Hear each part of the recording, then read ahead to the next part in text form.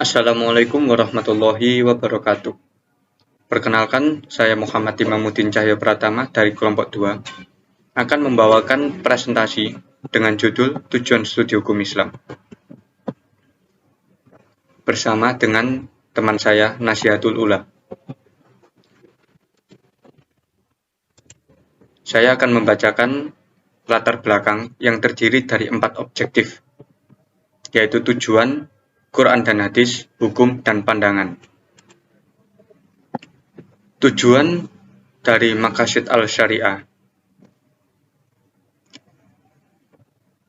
Konsep Maqasid al-Syariah bertujuan untuk menegakkan kemaslahatan yang menjadi unsur utama tujuan hukum.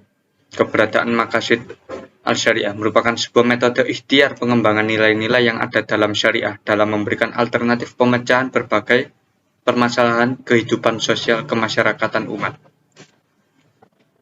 Kedua, Al-Quran dan hadis. Dalam agama Islam, terdapat hukum yang mengatur manusia dan sekalian alam, yaitu Al-Quran dan hadis. Semua itu teratur baik perintah maupun larangan. Tujuan hukum Islam di sini sebagai ketentuan yang dapat merubah hidup manusia dan mencapai sebuah kebahagiaan di dunia maupun di akhirat. Tujuan hukum Islam harus diketahui oleh mujahid sebagai alat untuk menghadapi sebuah permasalahan dalam hukum Islam, maka perlu adanya studi hukum Islam, yaitu metodologi sebagai metode pengkajian dalam hukum Islam. Yang ketiga adalah hukum. Para ahli usul fikih atau usuliyun adalah para pakar hukum Islam yang secara khusus menekuni bidang pengkajian metodologi hukum Islam atau usul fikih. Salah satu tokoh ahli usul yang mengemukakan teori Maqasid al-Syariah adalah Imam Abu Ishaq al-Shatibi. Menurut beliau, syariat memiliki tujuan untuk mewujudkan kemaslahatan manusia di dunia dan di akhirat. Pandangan beliau mengatakan, semua kewajiban atau taklif ditetapkan dalam rangka mewujudkan kemaslahatan manusia. Menurutnya tidak ada satupun hukum Allah yang tidak mempunyai tujuan. Hukum yang tidak memiliki tujuan disamakan dengan taklif bima la yu'ta atau membebankan sesuatu yang tidak dapat dilaksanakan. Dalam memberikan komentar tentang masalah ini, Muhammad Abu Zahra menegaskan bahwa tujuan sebenarnya dari hukum Islam adalah kemaslahatan.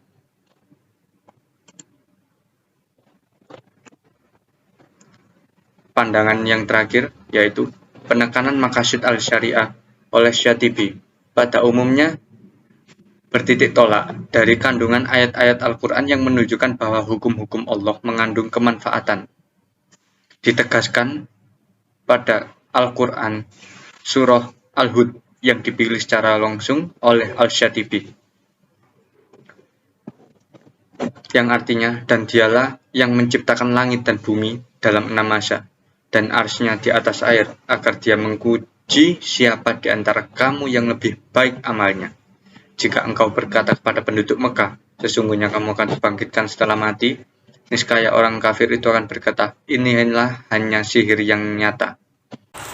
3 tingkatan dari hukum Islam atau Maqasid al-Syariah. Hukum Islam atau Maqasid al-Syariah ini dibagi menjadi 3, yaitu pertama kebutuhan primer, yang kedua kebutuhan sekunder, dan yang ketiga yaitu kebutuhan tersier. Kebutuhan primer atau al-umur al-daruriyah. Suatu kebutuhan yang harus ada untuk melaksanakan kemaslahatan agama dan dunia. Jika kebutuhan ini tidak terpenuhi, maka kemaslahatan manusia tersebut akan kacau dan tidak akan tercapai, serta kebahagiaan ukhrawinya tidak dapat diraih. Seperti kita melaksanakan sholat, mengucapkan 2 kalimat syahadat, zakat, puasa, dan juga haji. Dalam kebutuhan primer ini terdapat 5 kebutuhan pokok yang memiliki tujuan utama untuk pembinaan hukum Islam harus diwujudkan oleh manusia. Oleh karena itu, perintah untuk menjaga keberadaan dalam kelima unsur ini bersifat mutlak. Kebutuhan pokok tersebut berupa pemeliharaan agama, memelihara eksistensi jiwa, memelihara akal, harta, dan juga memelihara keturunan. Yang kedua yakni kebutuhan sekunder atau al-umur al-hajiyah. Prinsip utama kebutuhan sekunder ini adalah untuk menghilangkan kesulitan, meringankan beban taklif, dan memudahkan manusia dalam melakukan muamalah dan tukar-menukar manfaat. Contohnya seperti adanya keringanan sholat dengan menjamak dan mengqashar sholat pada syarat-syarat tertentu, seperti berpergian sesuai dengan cara yang ditentukan, boleh tidak puasa Ramadan karena sakit dan melakukan perjalanan. Kebutuhan hajiyah dilihat dari penetapan hukumnya dapat dikelompokkan menjadi 3 bagian. Yang pertama yakni hal yang diperintahkan dalam syariat agama Islam untuk dapat melaksanakan kewajiban sesuai hukum yang ada. Contohnya seperti mendirikan sekolah sebagai tempat untuk menuntut ilmu dan sebagai wadah berkembangnya akal manusia. Yang kedua yakni hal yang dilarang dalam hukum Islam untuk menghindarinya, seperti larangan berhalwat berduaan dengan lawan jenis di tempat yang sepi. Yang ketiga yakni segala bentuk kemudahan dalam bentuk rukhsah yang memberikan kelapangan dalam kehidupan manusia, misalnya seperti menjamak atau mengqashar sholat bagi orang yang melakukan perjalanan jarak jauh, adanya pemberlakuan maaf dalam hukum qisas bagi pembunuh keluarga yang terbunuh yang digantikan dengan denda atau tanpa denda.